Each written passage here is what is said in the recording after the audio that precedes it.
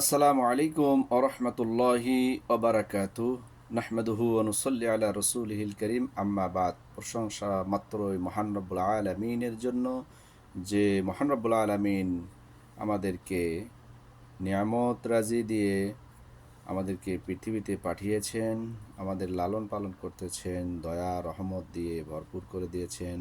আমরা আল্লাহ সুবহানাহু ওয়া তাআলা শুকরিয়া আদায় করি আলহামদুলিল্লাহ। প্রিয় নবীর প্রতি আমরা দরুদ পাঠ করি, আল্লাহুম্মা সাল্লি আলাই আল্লাহুম্মা বারিক আলাই। আল্লাহ রব্বুল আলামিন যাদেরকে জাকাত দিতে বলেছেন, আট শ্রেণীর ব্যক্তিকে আল্লাহ সুবহানাহু ওয়া তাআলা জাকাত দিতে বলেছেন। তার এক নাম্বার হলো ফকির। ফকির কাকে বলা হয়? অর্থাৎ একেবারেই যে নিঃস্ব, আয়হীন, যার কোনো আয় নেই, নিঃস্ব যে ব্যক্তি, তাকে ফকির বলা হয়। দুই, মিসকিন। আয় আছে কিন্তু প্রয়োজন পূরণ হয় না। মিসকিন, আয় আছে, যেতটুকু আয় আছে কিন্তু প্রয়োজন পূরণ হয় না। তিন, জাকাত সংগ্রহকারী, যে ব্যক্তি জাকাত উঠাবে, সংগ্রহ করবে, এই ব্যক্তির জন্য এক ভাগ। চার, মুআল্লাফাতুল কুলুব, অর্থাৎ ইসলামের দিকে আকৃষ্ট করা হয় যাদেরকে, এমন ব্যক্তি। পাঁচ, দাসমুক্তি, বন্দি বা দাসকে মুক্ত করতে, এটা এখন প্রচলন নয়, আল্লাহ নবী সাল্লাল্লাহু আলাইহি সাল্লামের যুগে ছিল।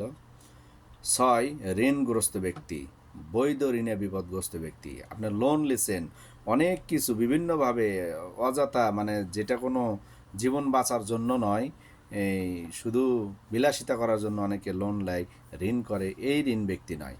যে প্রকৃত ঋণগ্রস্ত, খাইতে পায় না, সন্তানদেরকে খাইতে দিতে পারে না, চলতে পারে না, পোশাক আশাক নেই, এমন অবস্থায় ঋণ করেছে, এমন ব্যক্তিকে আপনি সাহায্য করবেন, এই ঋণগ্রস্ত ব্যক্তিকে।